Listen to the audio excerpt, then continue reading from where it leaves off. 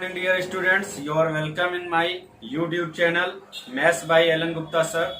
बच्चों आज हम लोग एक्सरसाइज 9E पढ़ेंगे। कौन सी एक्सरसाइज? एक्सरसाइज 9E जो हमारी किससे रिलेटेड है? अरिथमेटिक प्रोग्रेशन मीन्स समांतर श्रेणी से। बात समझ में आई?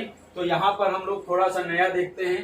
कह रहा निम्नलिखित के समांतर माध्य ज्ञात करो। देखिए अगर कहीं पे दो संख्याएं हैं बच्चों, दो संख्याएं मान लेते हैं A और B, तो अगर इनका समांतर माध्य हमें निकालना होता है तो हम लिखते हैं समांतर माध्य, समांतर माध्य बराबर A प्लस B अपान 2। मतलब कोई दो संख्याएं हैं तो उनका समांतर माध्य क्या होगा? दोनों संख्याओं के योग को हम 2 से क्या कर देंगे? डिवाइड कर देंगे। बात समझ में आ गई? तो देखिए फर्स्ट का A मैं आपको बताया दे रहा हूं, ठीक है। ए आपको क्या दिया है? 9 एंड 11। इसका आपको क्या निकालना? समांतर माध्य, जिसे हम अरिथमेटिक मीन भी बोलते हैं। क्या बोलते हैं? Arithmetic mean. और इसे अगर हम लिखना चाहें तो AM से भी लिख सकते हैं। किससे लिख सकते हैं? AM। तो इसका AM हो जाएगा 9 प्लस 11 अपान 2। अब 9 और 11 कितना हो जाएगा बच्चों? 20 अपान 2 कितना हो जाएगा? 10। यानी इसका अरिथमेटिक मीन समांतर माध्य आपका क्या हो गया? 10। ऐसे ही इसका B पार्ट लगाएंगे, ये मैंने A पार्ट आपको बताया है। ऐसे ही B लगाएंगे, C लगाएंगे और D लगाएंगे। ठीक है, बात समझ में आई? क्लियर? हम लोग सेकंड नंबर देखते हैं। कह रहा 7 और 37 के बीच 9 समांतर मध्य पद ज्ञात कीजिए। तो देखिए बच्चों 7 एंड 37, ठीक है, इसके बीच कितने हमें ज्ञात करने हैं? 9 समांतर माध्य पद। तो हम मान लेते हैं 7 एंड 37 के बीच 9 समांतर माध्य पद A1, A2, A3, A4, A5, A6, A7, A8, A9 और लास्ट में क्या हो गया बच्चों? 37। ये समांतर माध्य पद हमने मान लिए। आपसे 20 कहेगा तो आप डॉट डॉट करके A1, A2, A3 dot dot करके A20 तक लिख लेंगे। 27 कहेगा, 100 कहेगा, जितने भी कहेगा उतने डॉट डॉट करके आप लिख लेंगे। ठीक है, सारे लिखने की आवश्यकता नहीं। इसमें मैंने इसलिए लिख दिए ताकि आपको संख्याएं में काउंट करके बता सकूं। तो अब यहाँ पे संख्याएं कितनी हो गई बच्चों? 1 2 3 4 5 6 7 8 9 10 11। कितनी हो गई संख्याएं टोटल? पद इस श्रेणी में कितने हो गए? श्रेणी में पद कितने हो गए बच्चों? अब आपकी 2 पहले से थे, 9 इसमें ऐड हो गए, कितने हो गए? 11। मतलब जितने समांतर माध्य, अब कोई भी श्रेणी होगी, जैसे कि अभी इसके अंदर कह रहा है कि इनके बीच 17 समांतर माध्य पद ज्ञात कीजिए। तो 2 तो आपके पहले थे ही, 17 उसमें और ऐड कर देंगे। टोटल श्रेणी में कितने पद हो जाएंगे? 19। ऐसे ही यहाँ 2 आपके पास पहले थे ही, 7 और 37। अब इसमें हमने 9 और ऐड कर दिए, तो टोटल पद कितने हो गए? 11 हो गए, 11 हो गए। ये हो गई श्रेणी में पदों की संख्या। बात समझ में आ रही है? अब यहाँ पर प्रथम पद और अंतिम पद भी आपको पता है। क्या पता है? प्रथम पद आपको कितना पता है? A = 7 पता है एंड L = आपको कितना पता है बच्चों? 37। ठीक है, तो अब देखिए L = क्या हो जाएगा? A plus n-1 into D। तो L हमारे पास कितना है बच्चों? 37 है। A हमारा कितना है? 7 है। n-1, n हमारा कितना है बच्चों? 11 है, -1 इंटू D। ठीक है, अब ये इधर आ जाएगा, 37 से 7 जाएगा, बचेगा 30। 11 से 1 जाएगा, कितना बचेगा बच्चों? 10D। ठीक है, 0 0 कैंसिल। D = कितना हो गया बच्चों? 3। अब हमने क्या कर लिया? इसका सार्वंतर ज्ञात कर लिया। हमारे पास मेन यही है कि हम लोग इसका क्या ज्ञात कर लें? सार्वंतर। एक बार फिर से समझ लीजिए, 2 पद दिए हुए थे, इनके बीच हमने कितने पद रख लिए? 9 समांतर माध्य रख लिए। टोटल पदों की संख्या हो गई आपकी 11। प्रथम पद आपको पता है कितना? 7 और अंतिम पद आपको कितना पता है? 37। इसको यूज करके हमने D का मान निकाल लिया। अब हमें A1 का मान निकालना है। तो देखिए A1 इस श्रेणी का कौन सा पद है? दूसरा पद है। तो अगर हम दूसरे पद के लिए फार्मूला लगाएं तो T2 = A plus 2 minus 1 into क्या होगा? D, यानी T2 = A प्लस D। ठीक, इसी तरीके से T3 अगर हम निकालेंगे तो A प्लस 2D हो जाएगा। बात समझ में आई? उसी फार्मूले।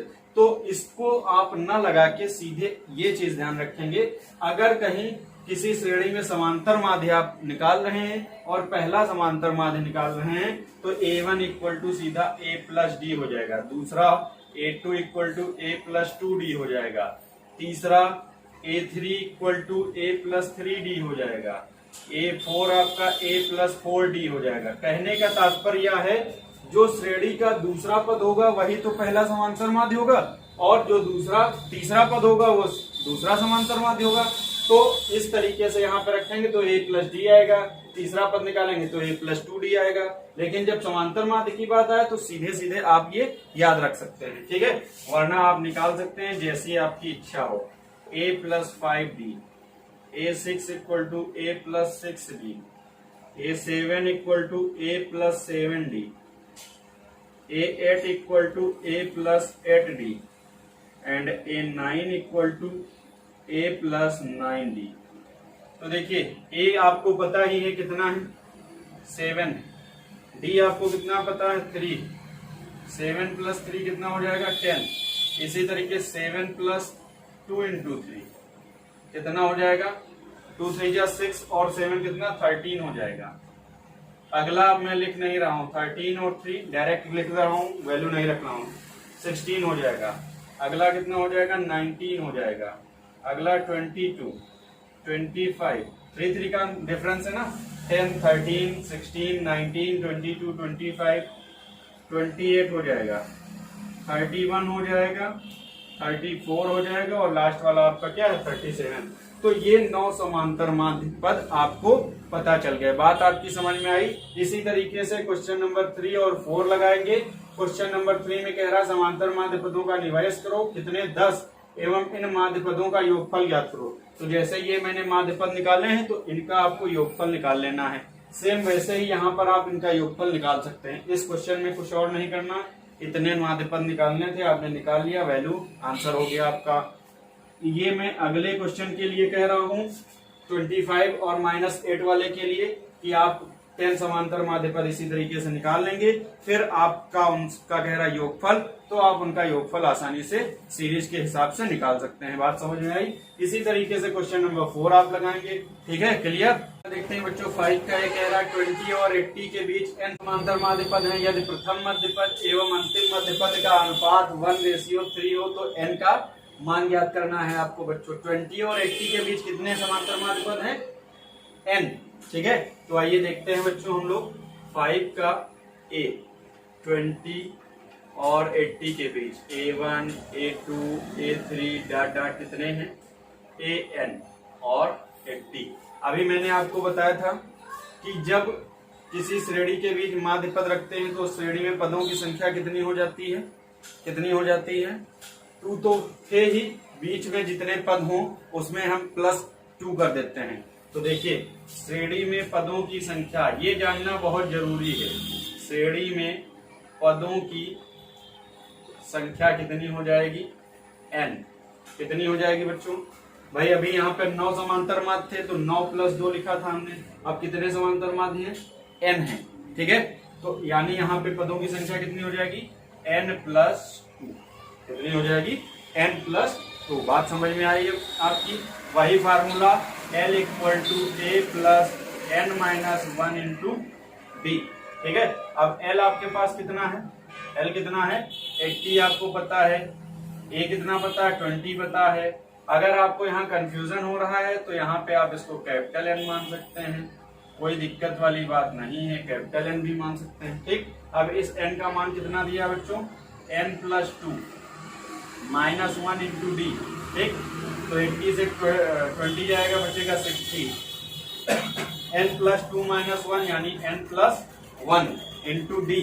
D कितना है बच्चों, कितना हो जाएगा D = हो जाएगा 60/n+1।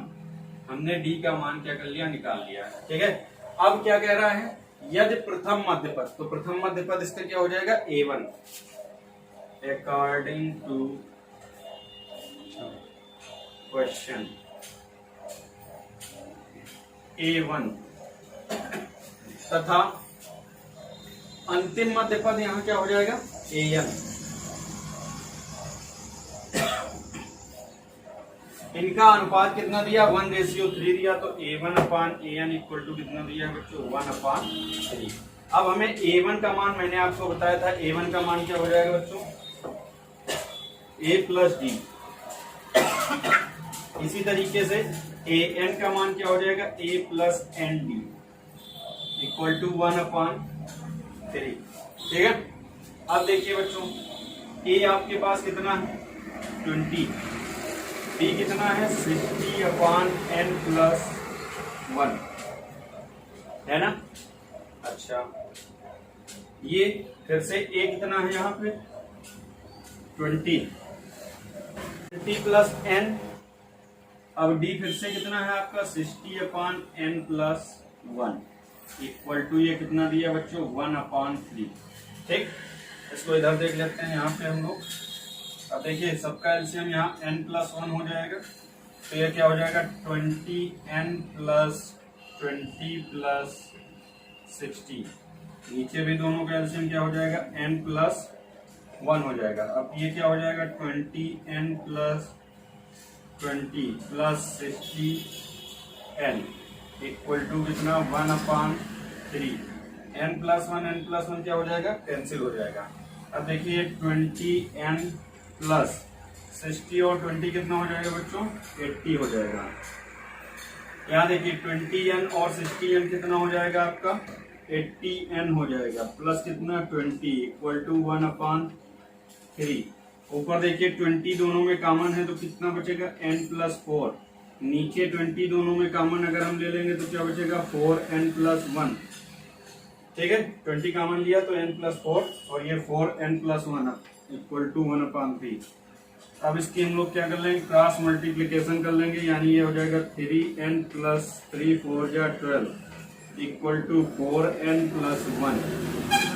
ठीक है, अब सबको एक साइड ले लेते हैं, यानी 12-1 हो जाएगा और 4n माइनस कितना हो जाएगा बच्चों 3n। तो 12 से 1 जाएगा कितना बचेगा 11 और 4n से 3n जाएगा कितना बचेगा n, यानी n का मान कितना आ गया बच्चों 11 आ गया। ये हमारा क्या हो जाएगा आंसर। बात समझ में आई। इसी तरीके से इसका B पार्ट और C पार्ट भी लगेगा। कहीं पे कोई समस्या होगी तो आप स्वयं लगाइएगा, नहीं लगा पाएंगे तो मुझसे पूछिएगा। क्लियर। क्वेश्चन नंबर 6 देखते हैं। कह रहा है किसी समांतर श्रेणी के 15 पदों का योग 30 है, उसका मध्य पद ज्ञात करो। तो आपको पता है समांतर माध्य बराबर क्या होता है पदों का योग बटे पदों की संख्या। हाई स्कूल में पढ़ चुके हैं, उसी फार्मूले का यूज करके आप इसको लगा लीजिएगा। क्वेश्चन नंबर 7 आपका क्या है बच्चों 5 और 26 के बीच ऐसी 5 संख्या रखिए ताकि प्राप्त अनुक्रम समांतर श्रेणी बन जाए। यानी कि वही आपको करना है 5 और 26 के बीच 5 समांतर माध्य रख दीजिएगा आप, मतलब 5 A1 A2 A3 A4 A5 and 26 last वाला पद। पदों की संख्या आपको मिल गई। इससे D निकाल लेंगे, A1 A2 A3 के मान निकाल लेंगे, उसको आप रखेंगे तो वो अनुक्रम आपका क्या बनेगा समांतर श्रेणी बनेगा। सिंपल सी बात है। अगला देखते हैं क्वेश्चन नंबर 8 हम लोग। तो क्वेश्चन नंबर 8 कह रहा है यदि x y z समांतर श्रेणी में हो। अभी मैंने आपको बताया एक चीज, अब और ध्यान रखिएगा, यदि कोई संख्याएं a b c 3 कोई संख्याएं समांतर श्रेणी में हो तो होता है 2b equal to a plus c. मतलब जो बीच वाली संख्या हो उसका 2 गुना अन्य संख्याओं के योग के बराबर होता है। इस चीज को आप ध्यान रखिएगा। ठीक है, या फिर बात वही है इनका मध्य पद b equal to a plus c upon 2। ठीक है, तो a plus c upon 2 then b equal to क्या हो जाएगा a plus c upon 2 then a plus c equal to क्या हो जाएगा 2b हो जाएगा। सिंपल सी बात है। तो वैसे ही इसमें आप रखिएगा, यहाँ आप क्या लिख सकते हैं 2y equal to x plus z. Equation हो गई आपकी फर्स्ट।